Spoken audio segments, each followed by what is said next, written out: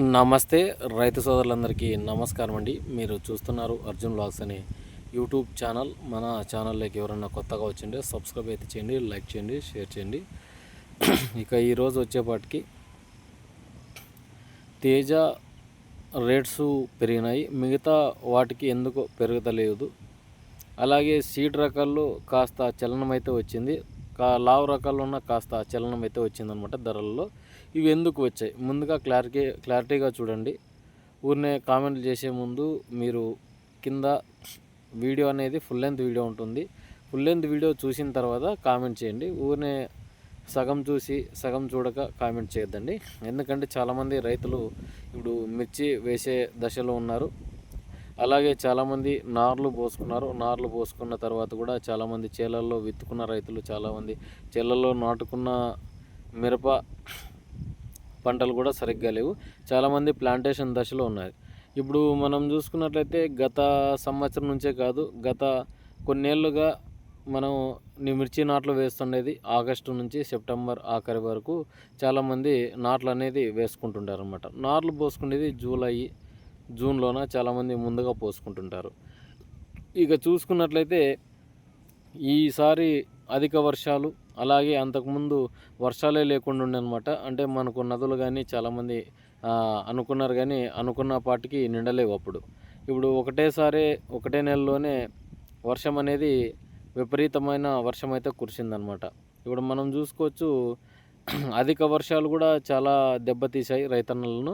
ఇప్పుడు కాస్తో కూస్తో ఇప్పుడు రేట్లు అనేవి వస్తున్నాయి. ఎందుకు వస్తున్నాయంటే మంచి క్వాలిటీలు బయటకు తీయడం, అలాగే చాలామంది రైతన్నలు ఒకటేసారి మార్కెట్కి వచ్చి అమ్ముకోవడం లాంటివి తదితర సమస్యల నుంచి చాలామంది గట్టెక్కడానికి, అమ్ముకోవడానికి అవకాశం చేసుకుంటారనమాట. అయినాక ఇప్పుడు చాలామంది ఎక్స్పోర్ట్ వచ్చిందా, ఇప్పుడు ఉన్న ప్రజెంటు రేట్లు కన్సిడర్ చేసుకున్నట్లయితే ఒక 1000 నుంచి 2000 వరకు పెరిగింది, లేదంటం లేదు. ఎందుకంటే పెద్దగా పెరగాల్సిన పని లేదు ఇప్పుడున్న సిచ్యువేషన్స్లోన.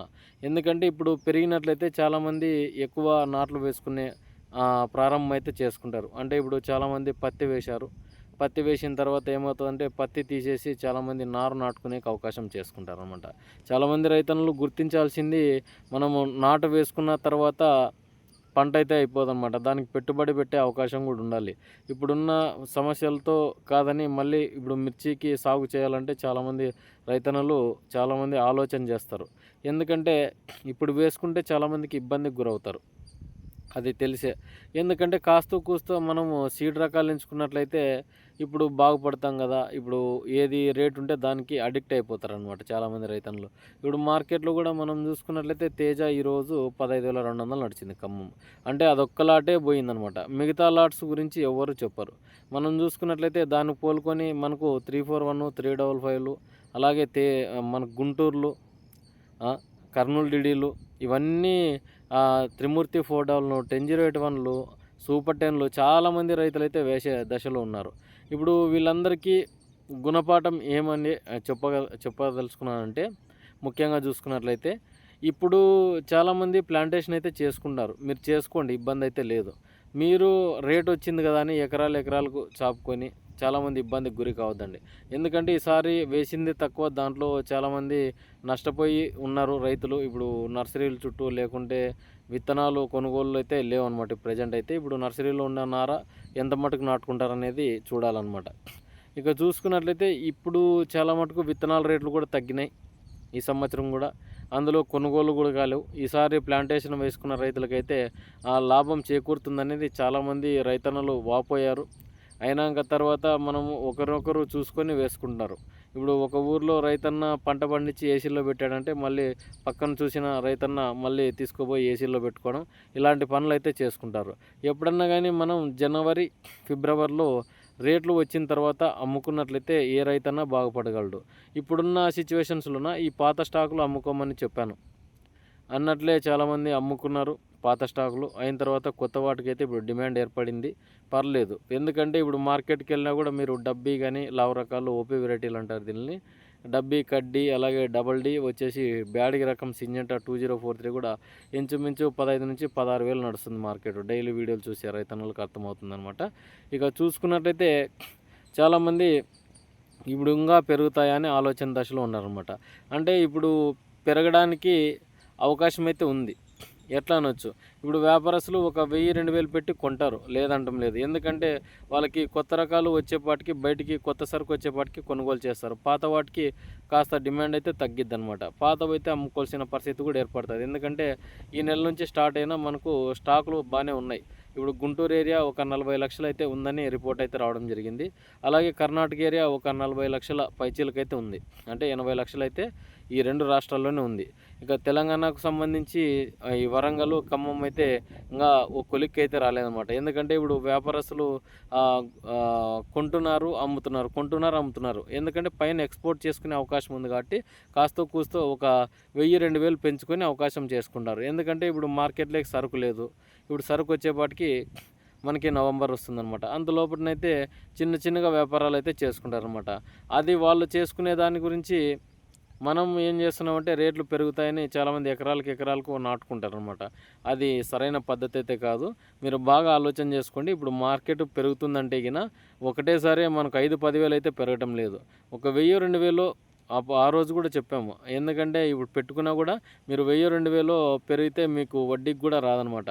ఎప్పుడు అప్పుడు కట్టుకున్నట్లయితే రైతు బాగుపడగలడు. కానీ ఇప్పుడు వచ్చింది కదా అని ఇప్పుడు వచ్చింది రేటు వచ్చిన తర్వాత కూడా అమ్ముకోకుంటే ఏమవుతారు రైతులు చాలా నష్టపోతారనమాట. మళ్ళీ ఇప్పుడు నార్లు కట్టి మళ్ళీ ఎకరాలు 10 ఎకరాలు వేసే రైతన్న 20 ఎకరాలు, 5 ఎకరాలు వేసే రైతన్న 10 ఎకరాలు, 2 ఎకరాలు వేసే రైతన్న 4 ఎకరాలు, 5 ఎకరాలు ఇట్లా చాపుకొని చాలామంది నష్టపోతున్నారు. ఆ ప్రయత్నం అయితే చేసుకోవద్దండి. ఇప్పుడు ప్లాంటేషన్ అయితే ఇప్పుడు మీరు చేనులో వేసిన చేనులో పోయి ఉంటుంది నార, దానికి తెచ్చుకొని వేసుకోండి, ఇబ్బంది అయితే లేదు. మళ్ళీ ఇప్పుడు పెట్టిన పంటను తీసేసి అంటే అది పంట వస్తుంది, దాన్ని తీసేసి మళ్ళీ వేసే రైతన్నలు కూడా ఉన్నారు చాలామంది. ఇలా ఆలోచన అయితే చేయదండి. ఉన్న పంటను చంపకండి. ఎందుకంటే చాలామంది ఇది తెలియక చాలామంది చేనులు అంటే కంది కానీ అంతర పంటగా వేసుకుంటారు. ఇప్పుడు అదింత తీసేసి మళ్ళీ వేసుకుందాము, మళ్ళీ నాట్లు వేసుకుంటే మళ్ళీ రేట్లు వస్తాయని ఎక్కువ ఆశపోకండి. ఇప్పుడు ఉన్న రేట్లు అయితే ఉంటాయి, లేదంటం లేదు. ఈ ఏడు సింజంటా కూడా 2043 15 నుంచి 20,000 వరకు నడచవచ్చు కొత్త దానికైతే. ఎందుకంటే దీనికి డిమాండ్ ఎట్లా ఏర్పడింది అనొచ్చు. ఎందుకంటే గత ఏడాది కూడా తక్కువగానే సాగు చేసినారు, చాలామంది ఏసీలలో పెట్టుకున్నారు, ఇంకా అమ్ముకోలేరు అనమాట. అమ్ముకోలేకుండా ఉంటే కన్నా రేపు నెల కూడా ఈ పాత వాటికి డిమాండ్ పడిపోతుంది, కొత్త వాటికి వస్తుంది. ఎట్లా అనొచ్చు, ఎందుకంటే కొత్త దాని మీద మోజు పడతారు వ్యాపారస్తులు, కానీ పాత వాటి మీద డిమాండ్ చేయలేరు అనమాట. మనం కూడా ఇవి పెరిగినా కూడా అక్టోబర్ 1, 2 తారీఖు వరకు చూస్తారు అంతే. అంతకుమించి ఇంకా వ్యాపారస్తులు కూడా అక్టోబర్ నుంచి కొనేది తక్కువగా చేసుకుంటారు. ఎందుకంటే అంత ఫీల్డ్ అంతా తిరుగుతుంటారు. ఫీల్డ్ అంతా తిరిగినప్పుడు ఏమవుతుంది, వాళ్ళకు ఎంత ప్లాంటేషన్ జరిగిందనేది అర్థం చేసుకొని మళ్ళీ కొనుగోలు అనేది ప్రారంభిస్తారు. ఇంతకుముందు వ్యాపారస్తులు అక్కట్లు ఇప్పుడు లేరనమాట. ఎందుకంటే ప్రజెంట్ ఉన్న సిచ్యువేషన్స్లోన ఎక్కువ రేట్లు కొని తక్కువ రేట్లకు అమ్ముకున్న పరిస్థితి వాళ్ళకి ఏర్పడింది. ఎందుకంటే 2022, 2023కి సంబంధించి ఆ ఇయర్ చాలా దెబ్బతిన్నారు వ్యాపారస్తులు కూడా. ఎందుకంటే ఆ ఏరియాలో జనవరి లేకుంటే నవంబర్లో నుంచి కొనుగోలు అయితే స్టార్ట్ చేసినారు. అప్పుడు ఏమైందంటే గుజరాత్, మధ్యప్రదేశ్ నుంచి సరుకు ఎక్కువగా రావడం జరిగింది. 2023, 2022 అయితే రాలేదు. 2023 సంవత్సరం మనకు భారీగా ఏటు పడిందనమాట ఆ వ్యాపారస్తులకి. అప్పుడు ముందుగా కొనుగోలు చేసినారు, అవి కాస్త తడి ఉండటంతో బూజు పట్టి చాలామంది కొనుగోలు అయితే చేసుకోలేకపోయినారనమాట. రైతు దగ్గర కొనుగోలు చేసి ఏసీలలో పెట్టుకొని మళ్ళీ కొనుక్కోలేకపోయినారు పక్కన వ్యాపారస్తులు. అప్పుడు ఏమైందంటే చాలామందికి రైతులకి ఉన్న రేట్ల కంటే తక్కువ రేట్లకు అమ్ముకున్నారు రైతులు కూడా. అంటే ఇప్పుడు 20-30 వేలు అడిగింటారు అనుకోండి, అప్పుడు అమ్ముకోండ్రు. మళ్ళీ 10,000కి 15,000కి వచ్చినాక అమ్ముకున్న రైతులను కూడా ఉన్నారన్నమాట. వాళ్ళు చాలామంది గగ్గోలు పెట్టుకుంటారు. ఎందుకంటే చాలామంది 50,000 వచ్చినా అమ్ముకోకున్న రైతన్నలు కూడా ఉన్నారు.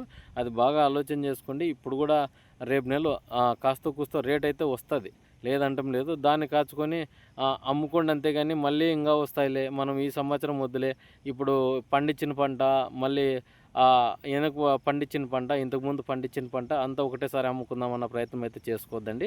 పాతవి ఎత్తేసుకోండి ఎప్పుడన్నా కానీ, కొత్తవి అయితే చూసుకోండి.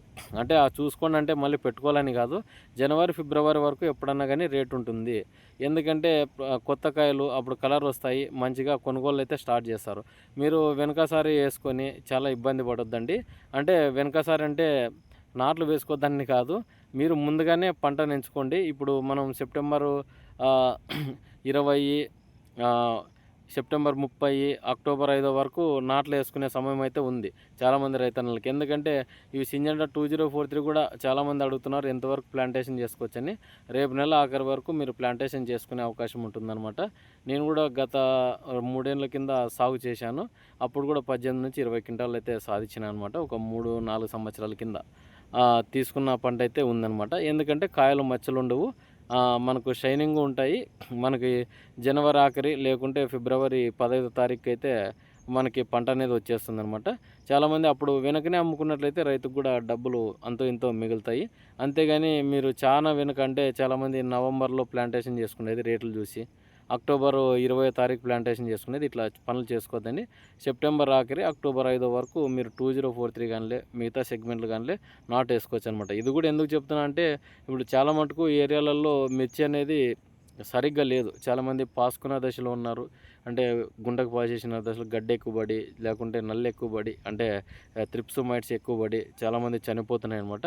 అందుకే ఈ వీడియో తీస్తున్నాను. ఎవరిని ఉద్దేశించి కాదు, మిర్చి వేసుకోవద్దని కాదు, ఉన్న పరిస్థితి డైరెక్ట్ మనం రిపోర్ట్ ఇవ్వాలా. వీరు చాలామంది ఏం చేస్తున్నారంటే మీరు వీడియోలు బంద్ చేస్తే ప్లాంటేషన్ తగ్గుతుందని చాలామంది అనుకోవచ్చు. అయినా నేను చెప్పినా ఎవరు చెప్పినా ఎవరు పని వాళ్ళు చేసుకుంటారన్న మీరు బాగా అది గుర్తుంచుకోండి. అంతేగాని నేనేదో చెప్తే వాళ్ళు చేసుకుంటారన్న ప్రశంస అయితే కాదనమాట. ఎవరికి ఉద్దేశించి వాళ్ళు వేసుకుంటారు. ఇప్పుడు రేట్లు పెరిగితేనే ప్లాంటేషన్ వేసే రైతులు కూడా ఉన్నారు, లేదంటం లేదు.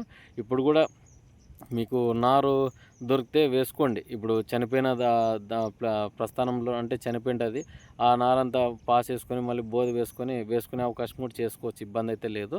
ఎందుకంటే చాలామంది రైతన్నులు ఈ ప్లాంటేషన్ గురించి కూడా చాలామంది అడుగుతున్నారనమాట. అందుకే ఈ వీడియోలో భాగంగానే ఈ వీడియో తీస్తున్నాను అనమాట.